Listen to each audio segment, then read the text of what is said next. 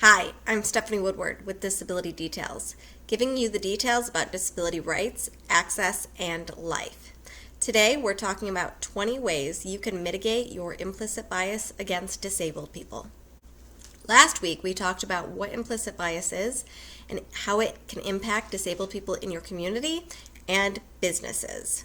So this week, we're going to talk about how we can mitigate that implicit bias and make our communities a better place for everybody. So if you haven't made your New Year's resolutions yet, you're in luck. I've got 20 for you. And the best part is, if you can't remember them, that's okay. I've written them down for you, and I've put them in a blog post. So just check that link below, and you can find them, print them out, and take them with you wherever you go. And don't worry, once you hit the end, you could just go back to the top and start again and continuously work on mitigating your own implicit bias. So let's get started. Number 1, hire more disabled people. Whether you're a leader of a business or a leader of your home, you have space to hire disabled people. You can hire people on your team in your business, or you could hire people as handy individuals around your home or to do crafts for the holidays. Number 2, pay disabled people at least the same amount that you would pay an able-bodied white man. It is no secret that in our country, able-bodied white men make more than most other people. More than women, more than people of color, and definitely more than disabled people. And I say able-bodied and not non-disabled specifically because if a white man has an invisible disability that he does not disclose and other people don't know about it, that may not be used to his disadvantage. He may not be discriminated against based on that factor. But for people who have visible differences or known differences, that is where pay gaps start making a difference. So in order to address implicit bias, actively pay disabled people what you know you would pay an able-bodied white man. Number 3, connect with disability-led organizations and actively engage with them. And when I say disability-led organizations, I don't mean organizations that serve disabled people but are led by non-disabled people.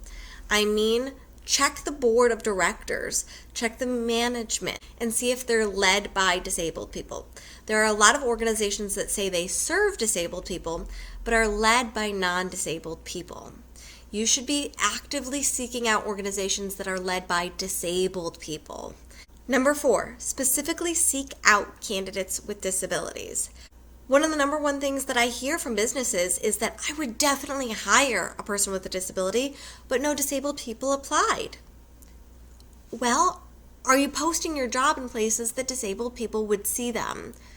Are you going to colleges that have a high population of disabled people? Post your jobs there.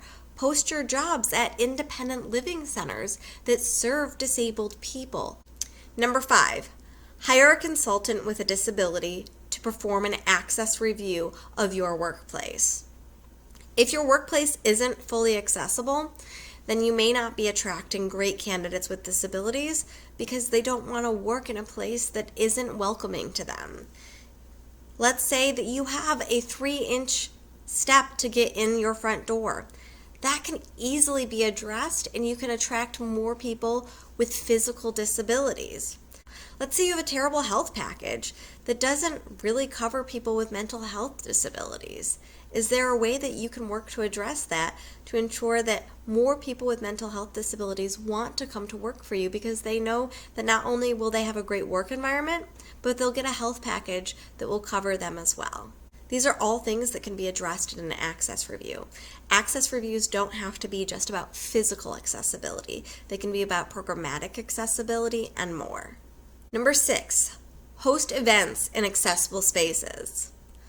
Whether you're having a birthday party or you're hosting an event for your political candidate that you want to win that race, or you're having a holiday party for your work, you want to make sure that everybody can come. And remember that the space itself shouldn't just be accessible, but also the parking, the route to the space, which includes the sidewalks to get there, but perhaps even thinking about public transportation to make sure that people who don't drive can get there, and also the bathrooms. Number 7, have a reasonable accommodation policy and be very open about it. If you run a business, you should have a reasonable accommodation policy and let your employees know about it and how to request a reasonable accommodation.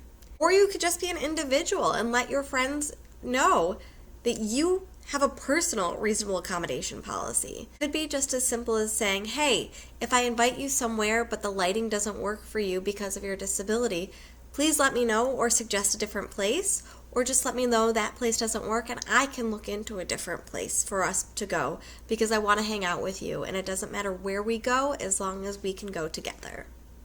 8, follow 50 new disabled people or disability-led organizations on social media. This can be life-changing, and it can be really hard because you're going to learn a lot about yourself in the process. You may learn that you've held ableist beliefs that you weren't aware of. You may learn that you have been a huge fan of inspiration porn and that that's not really okay. But you're also going to be mitigating your bias along the way, and it's going to make us all a better community together. 9, watch Stella Young's I'm Not Your Inspiration, Thank You Very Much. It's a great TED Talk, and I'm going to link to it below. Number 10, read the American Bar Association's Disability Implicit Bias Guide, and I'll link to that too. Number 11, mentor people with disabilities. People with disabilities want to succeed in life and can succeed in life. But one of the things that we need is successful mentors with and without disabilities who believe in us and will help us get ahead. You can be a mentor to us, so just reach out. Number 12, just as much as we need mentors, we are valuable as mentors. You can learn a lot from us. So find yourself a mentor with a disability and commit to learning from your mentor. Number 13, Google the term inspiration porn and then commit to not promoting inspiration porn anymore. Number 14, distribute images and stories that portray disabled people in positive ways and not inspiration porn ways. So whether that is distributing images of the upcoming Olympic and Paralympic teams, or maybe it is sharing a story about a great campaign ran by a disabled candidate, or perhaps it is sharing the stories about the cool new diverse Barbies, including the amputee Barbie and the new reimagined wheelchair Barbies. These are great positive ways to demonstrate disability without having inspiration porn. Number 15, commit to going beyond compliance when it comes to disability access and inclusion. Don't do the bare minimum of whatever is required. Always commit to going beyond compliance, whether that is in your own home or in your business or in the community. Always go beyond what is required and think about what will really make the community a real community. What will make people feel really included? Number 16, go to a meal or to coffee with disabled people and don't intentionally talk about disability. You can learn so much by just sitting down and talking to disabled people.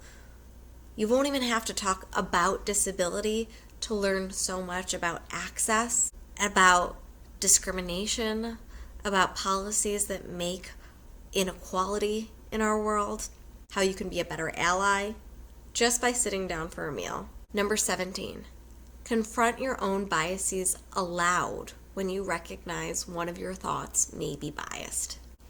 It is not something that we may recognize immediately, but it's something that we can work on. And when we recognize it, we could stop ourselves and say it aloud and say, that is bias. That's not true. I need to rethink that. It could be as simple as thinking, oh, people in wheelchairs can't play laser tag. Wait, people in wheelchairs may be able to play laser tag. Why do I think they can't play laser tag? Or if there is a mass shooting, it must be because the person was crazy. Wait. Why am I blaming mental health disability? I shouldn't blame violence on disability. That's not true. Confronting our biases aloud can help us to recognize them and to change them. Number 18, openly discuss your bias with others so that they can explore their bias as well. Sometimes people can feel really uncomfortable confronting their own bias, but when they talk about it with someone else, it can really help them to break down their own barriers and recognize that they need to confront their own bias.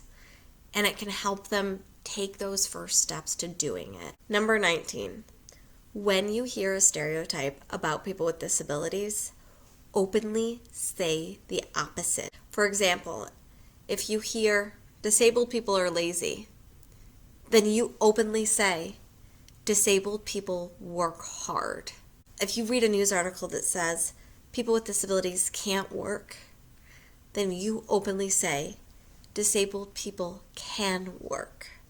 Number 20, listen to disabled people when we tell you about our experiences. Don't try to minimize or dispute our experiences. Instead, ask us how to be a better ally. We all need good allies in this world. I hope this video has been helpful for you this week and that you are able to rewatch this and reread this list as often as you need it and share it with anyone that you think can benefit from it. If this has been helpful for you, I hope that you'll click that like button below and subscribe to this channel where you can learn more about disability rights, access, and life.